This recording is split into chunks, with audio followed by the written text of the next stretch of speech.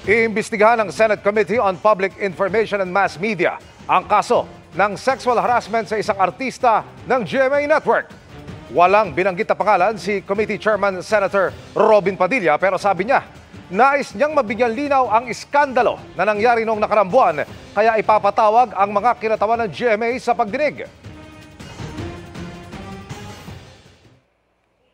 Hindi po natin sinasabi na may sabit dito ang GMA7. Hindi po.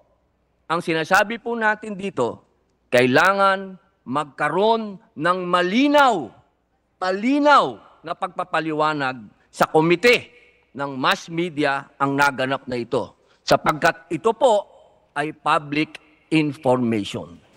Ayon sa GMA Network, nakikipag-ugnayan na ito sa komite ni Senador Padilla at kinumpirmang magpapadala ito ng kinatawan sa pagdinig.